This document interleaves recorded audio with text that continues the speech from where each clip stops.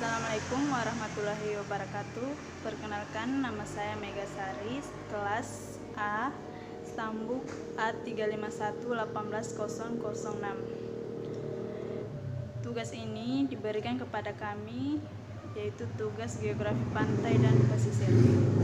Baiklah, langsung aja materinya. Bentukan wilayah antar pasut. Yang pertama ada mangrove, mars, rataan pasut, gisik, dan delta. Mangrove. Hutan mangrove adalah ekosistem daerah pantai yang terdapat pepohonan yang mampu beradaptasi dengan kadar garam yang sangat tinggi. Ciri-ciri pohon mangrove ialah akarnya mencuat ke permukaan dan keperawakan.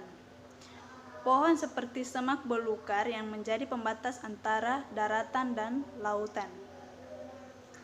Pada umumnya, hutan bakau ini berada di wilayah dan tanah liat yang bercampur dengan bahan-bahan organik.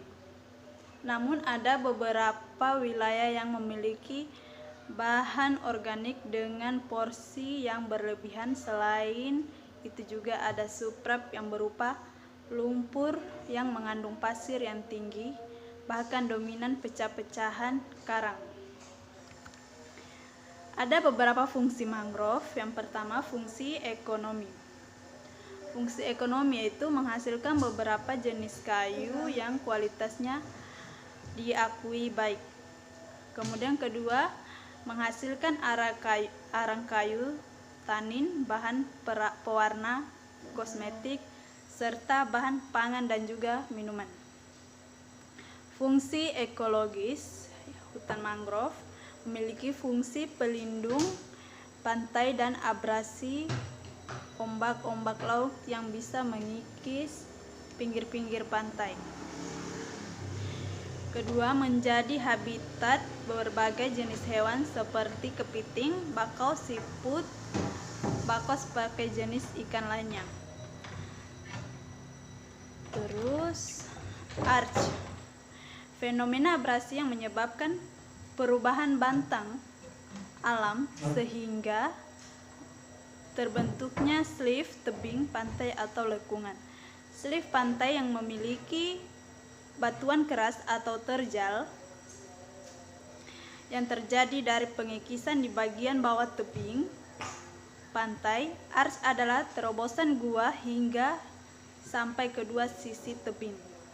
Sedangkan daratan abrasi adalah bentuk daratan yang mengalami pengikisan hingga terlihat jelas apabila disurut. Bentukan rataan pasut. Bentukan deposisional yang luas terdiri dari material lumpur terbentuk oleh tenaga pasang surut air laut. Rataan pasang surut banyak dijumpai pada laguna atau wilayah esturia. Pasang surut. Laguna adalah sekumpulan air asin yang terpisah dari laut oleh penghalang yang berupa pasir, batu karang, atau semacamnya.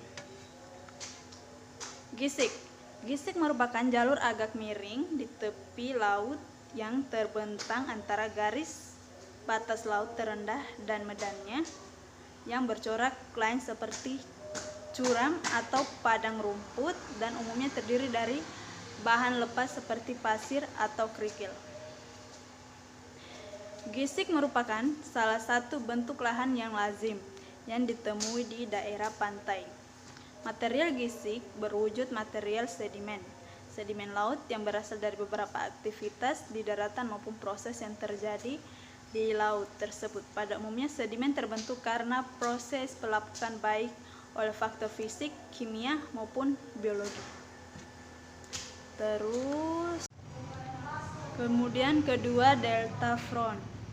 Kawasan delta ini merupakan salah satu kawasan delta yang cukup aktif terjadi pengendapan. Biasanya pada kawasan ini didominasi oleh pasir. Pembentukan delta front ini biasa dikatakan memiliki waktu yang cukup lama. Biasanya delta front ini ditemukan pada daerah di mana masuknya air sungai dan air laut. Kemudian ketiga, prodelta. Prodelta ini merupakan kawasan paling jauh dari sebuah delta. Kawasan ini hampir dikatakan menjorok ke dalam kawasan laut. Untuk dapat mengetahui kawasan prodelta, maka dibutuhkan beberapa sampel dari lapisan-lapisan bawah laut yang ada di sekitar delta. Kemudian ada beberapa jenis delta. Yang pertama, delta Loben, merupakan delta yang menyerupai kaki gunung. Kedua, delta Tumpul. Delta jenis ini cukup memiliki bentuk yang menyerupai busur. Selain itu, bentukan dari delta ini juga cenderung dari tidak berubah atau stagnan. Kemudian ketiga, delta Rumah. Beberapa jenis delta. Delta Loben merupakan bentukan delta yang menyerupai kaki burung. Delta yang satu ini memiliki tingkat pembentukan yang cukup cepat karena proses sedimentasi sendiri cukup cepat. Kemudian kedua, delta Tumpul.